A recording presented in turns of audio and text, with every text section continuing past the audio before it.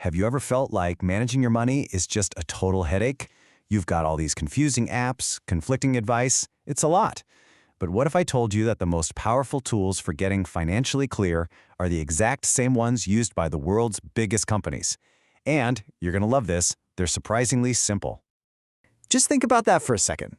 What if you had that same, super clear bird's eye view of your own finances that a CEO has of their entire company? This isn't about making things complicated, it's about getting an honest, no-fluff picture of where you stand right now. Because, let's be real, you can't map out a trip to your financial goals if you don't even know where you're starting from.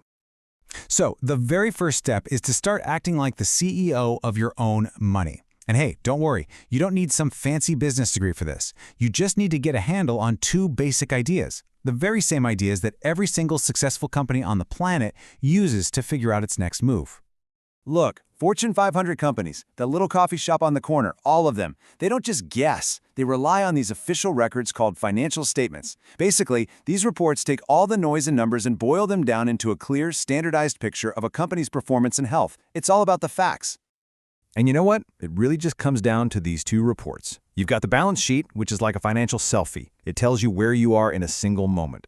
And then you have the income statement, which is more like a movie. It tells the story of how you got there over time. So let's start with that snapshot. And this brings us to our first tool, your personal balance sheet. This is where we take that financial snapshot and get that crystal clarity we've been talking about. Okay, so in the corporate world, a balance sheet is that snapshot of financial position. On one side, it lists assets. That's all the stuff a company owns, like cash, buildings, equipment.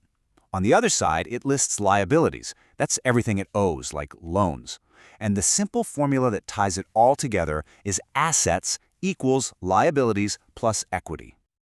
Now, this is the aha moment. This is where it all clicks.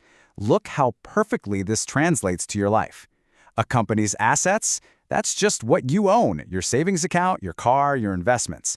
Their liabilities, that's what you owe, student loans, credit card debt. And that last piece, equity, for you, my friend, that is your net worth. It is the single truest measure of your financial freedom.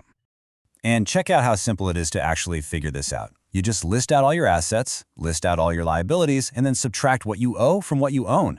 That number you get, your net worth, that's your starting line. And listen, it doesn't matter if that number is big, small, or even negative today. What matters is the direction it starts moving from here on out.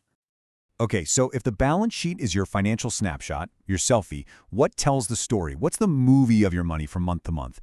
Well, for that, we turn to the second key report, the income statement.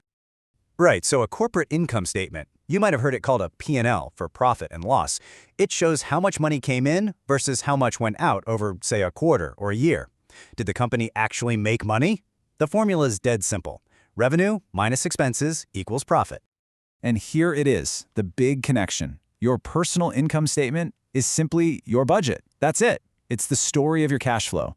At the end of every month, do you have money left over, or are you in the red? That single number tells you whether you're actively building wealth or falling a little bit behind. A really fantastic framework for managing this is the 50-30-20 rule. Now, it's not a super strict set-in-stone rule, but it's an amazing guideline. You aim to spend about 50% of your take-home pay on your absolute needs, 30% on your wants, and then, this is the crucial part, 20% on future you. That 20% is the fuel that directly grows your net worth. Okay, so you've got your snapshot, your net worth, and you understand your monthly story, your budget. So what's next? Well, now we create the action plan. Now we put that 20% to work.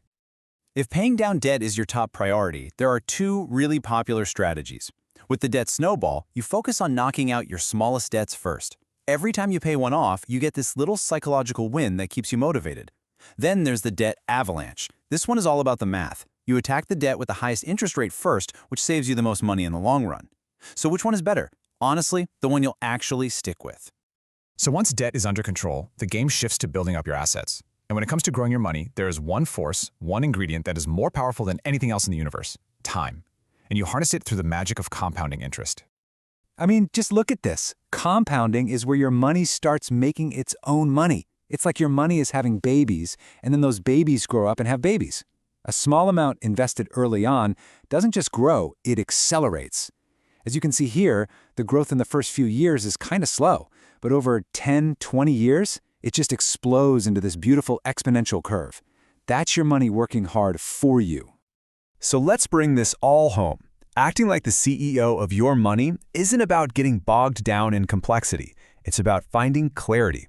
It's about taking these really powerful yet simple ideas and using them to write your own financial story.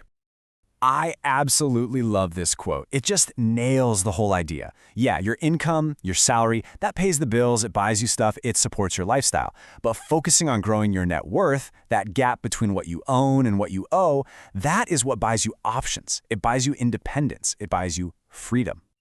At the end of the day, just taking that first step, figuring out your net worth, tracking where your money goes for a month, that is everything. It's not about judging the numbers you see. It's about gaining clarity. Because once you have clarity, you have control. So you now have the two most important reports any CEO could ever ask for: your personal balance sheet and your personal income statement. They tell the story of your money right up until this very moment. The only question left is, what story are you going to write with them starting today?